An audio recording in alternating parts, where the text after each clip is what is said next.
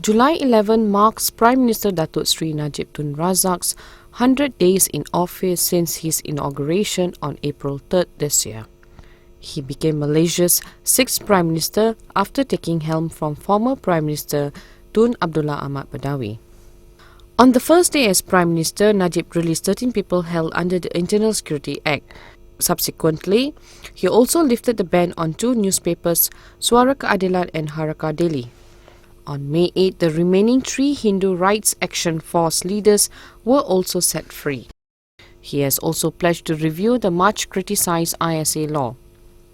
In his first days in office, Najib announced his concept of One Malaysia to bring the country's multiracial, multi-ethnic and multi-religious people together as one to create a united, harmonious, strong and successful nation. Najib is also the first Prime Minister to maintain a bloc in office through where the Rakyat can follow his initiative and policies, personal thoughts, voice their opinions, ask questions and be updated on his latest policy achievements and thoughts for the country.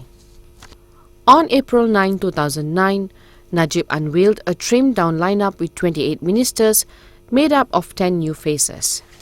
For the first time, key performance indicators were introduced for the public sector to monitor their performances, with a 6-month review assess. Another first is the lifting of 30% Bumiputra equity condition on 27 services subsectors with immediate effect in April this year.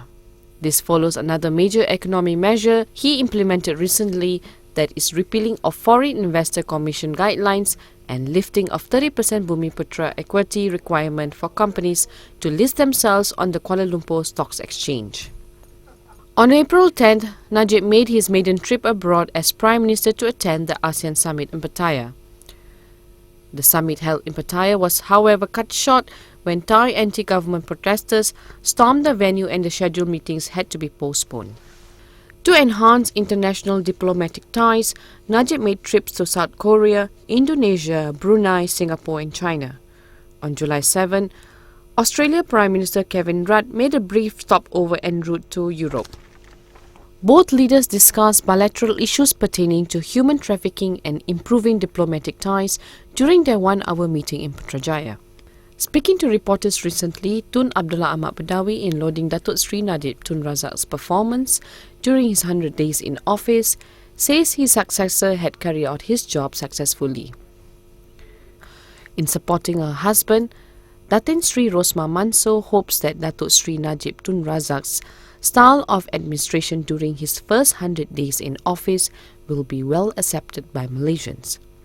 A survey recently conducted by the Merdeka Centre revealed that Najib's latest approval rating had shot up to 65%, from 46% in mid-May and 42% when he took over the helm from Abdullah on April 1st.